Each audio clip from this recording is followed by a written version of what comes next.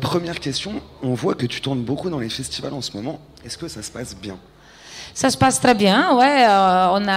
On tombe pile au milieu de tous les bouchons de France. C'est assez bloqué. En plus, journée noire. On a quitté la Bretagne ce matin, j'allais dire hier, parce qu'on a passé tellement de temps dans le camion. Ce matin, à 7 h du matin, on est arrivé ici au festival, 1 h 30 avant de monter sur scène. Donc ça se passe très bien. On est arrivé à temps de monter sur scène. Deuxième question, il y a une dizaine de jours, tu as publié une vidéo pour parler Je t'entends pas très bien, excuse-moi. Alors attends, je vais parler plus fort. Merci. Il y a une dizaine de jours, tu as publié une vidéo pour parler de tes nouveaux projets. C'est ça. Tu as des précisions, tu peux nous donner tout de suite là? Est-ce que j'ai une dépression? Ouais, des précisions à nous donner. Des précisions? Ouais. Ah, désolée, je t'entends. Non, pas de problème. Alors, qu'est-ce que je peux dire? Cet album, il a commencé à être écrit, il va faire bientôt 1 an. Nous avons fait 12 ans de pause de tournées en France. On a tourné un peu à l'étranger, dont le Brésil, l'Inde, l'Afrique, le Canada. On est allé un peu partout. Et à ce moment-là, on a commencé à penser aux influences de l'album. On s'assoit avec mon producteur Victor Vague, qui suit toujours un peu dans mes délires. Et également avec Al Chanville, qui est mon batteur. Et donc, on a un peu discuté de comment on allait faire ça. Et en octobre de l'année dernière, au moment où j'étais en train d'écrire l'album, il y a les élections au Brésil. Voilà, tout le monde sait un petit peu la suite. Et ouais. Et donc, à ce moment, l'écriture de l'album, elle a un peu basculé. Parce que, normalement, moi, j'aime pas trop écrire sur les choses de l'actualité. Je suis plutôt dans un langage universel, dans des situations ou des histoires de vie, ou etc., qui parlent un peu à tout le monde. Mais là, j'étais obligée d'écrire quelque chose là-dessus et un peu changer la direction de l'album à cause de cet événement-là. Mais ça s'est bien passé finalement. Je pense qu'on a dit ce qu'on voulait dire. En musique aussi, on continue dans ce délire de mélanger un maximum de styles différents et essayer toujours de mettre ma patte. Ça veut dire que les gens se reconnaissent dans ce que je fais, peu importe quel style je choisis de faire. Et toujours, bien évidemment, le reggae qui est quand même la base. Le reggae, l'hip-hop, le raga, voilà, c'est le cœur du réacteur, j'ai l'habitude de dire. Merci beaucoup pour ces réponses. Merci à toi. On a vu aussi dans cette même vidéo que tu avais un show le 29 octobre à Paris. Est-ce que ça correspond à la sortie de ton album ou d'un projet? Est-ce que tu peux nous en parler peut-être de ce show vite fait? Tout à fait. Donc, il y a cette date, le 29 octobre 2019, à La Cigale. Pourquoi La Cigale? Parce que nous avons fait notre premier grand concert du premier album là-bas. Donc, c'est une salle quand même qui a resté importante pour nous. Et donc, ça implique la sortie du nouvel album qui fait, je sais pas, quelques jours après, si tout va bien. Et donc, il va y avoir des promos, on va être un petit peu partout, j'espère, et essayer de faire notre rendez-vous parisien, parce que, comme je dis avant, nous avons fait une pause en France, et la dernière grande date, c'était à l'Élysée-Montmartre, il y a 2 ans et demi maintenant. Donc, le retour à La Cigale, c'est un peu le retour à la maison. On a hâte de voir ça. Pour s'écarter un peu vite fait du reggae, on avait aussi que tu as joué aux côtés de Manu Dibango au Jazz à Vienne. Comment tu t'es senti à côté de ce personnage? Alors, Manu, c'est quand même la classe à Dallas, comme on dit. À Paris. Mais c'est surtout, je suis surtout très touchée et très émue de faire partie de la cour de Manu Dibango, parce que c'est quand même le king, pour moi, un des kings de l'Afrique, qui a tout vu, tout vécu, et qui, en dehors de son expérience, c'est quand même quelqu'un de très, très généreux, qui est capable de se rappeler à ses 86 ans absolument toutes ces histoires, tous les prénoms et le moindre truc de quelqu'un. C'est quelqu'un qui s'intéresse aux personnes, aux gens, à la musique, et fait partie des projets comme celui-là, et entre autres qu'il m'en a déjà invité.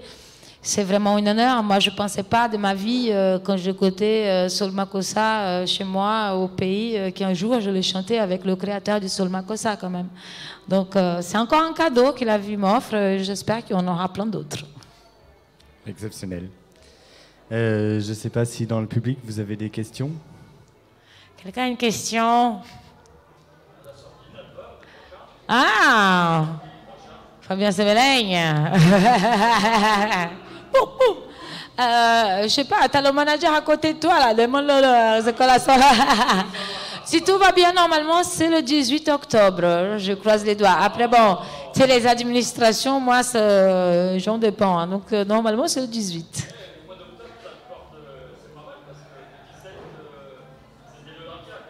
Ah, bonne mémoire.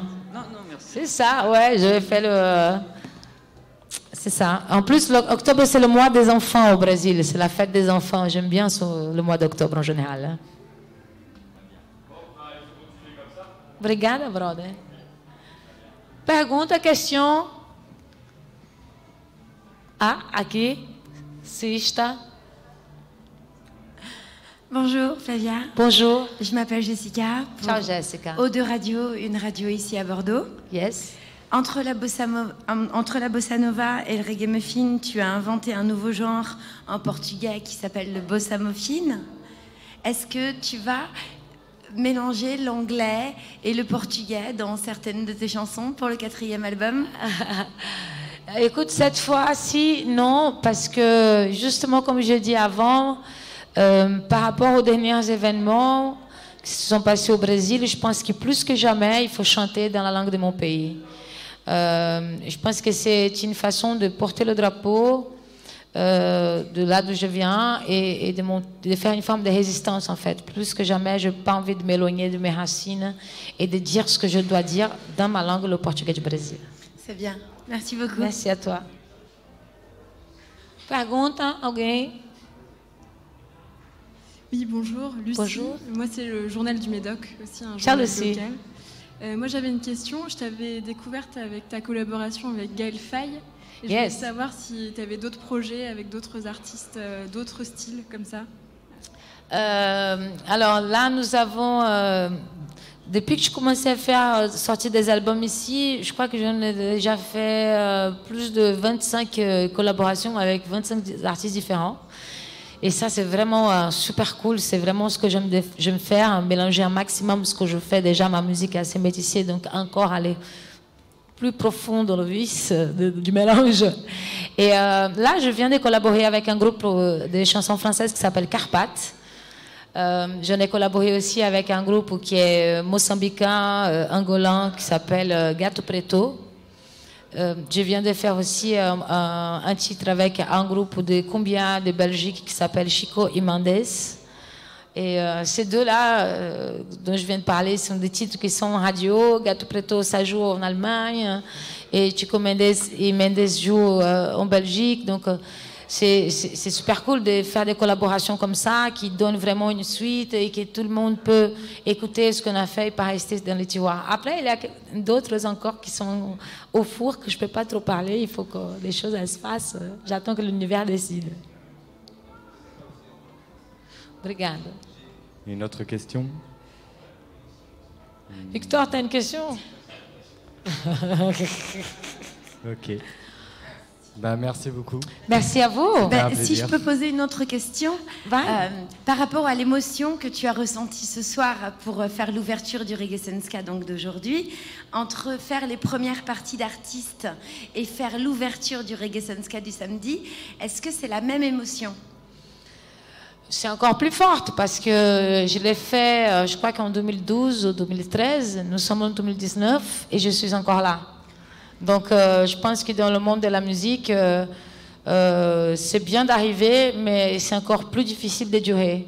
Et je pense que c'est ça qui est cool. Ça veut dire que depuis toutes ces années passées, on est encore là, je suis avec mon équipe, il y a du monde qui vient nous voir, il faisait super chaud, les gens sont quand même se déplacés pour venir, il y avait du monde, c'était super, la vibe était là, et c'est ça qui est le plus important, c'est de faire la musique, continuer à le faire. Et si je peux me permettre une dernière question, tu as commencé la musique à 14 ans. À quelle occasion tu as découvert le reggae? J'avais 8 ans, dans un petit village à São Luís do Maranhão, au nord-est du Brésil. Je vivais dans un village, on était, je sais pas, 1500, 2000. Et comme c'est un État où c'est connu pour être vraiment la capitale du reggae au Brésil, parce que les antennes, en fait, comme c'est un État qui est tout au nord, les antennes radio, elles a capté tous les sons qui venaient de Jamaïque. Donc il y a des Rastas, il y a toute une colonie, il y a tout un truc d'histoire de reggae. Et à 8 ans, voilà, 7-8 ans, je vivais dans ce village avec ma mère et les sound systems venaient dans des camions avec des gars qui avaient différents sound systems et qui passaient du vinyle toute la nuit pour nous, les villageois. Et j'avais aucune idée que des années plus tard, j'allais prendre ma guitare, j'allais faire du skunk. Donc, ouais, c'est comme ça. J'étais tout petite, j'écoutais tous les gars, je ne savais même pas comment ils s'appelaient. Hein. Mais j'écoutais du reggae. Bravo, en tout cas, merci. Merci beaucoup. Merci tout le monde. Obrigado d'être venu. Merci.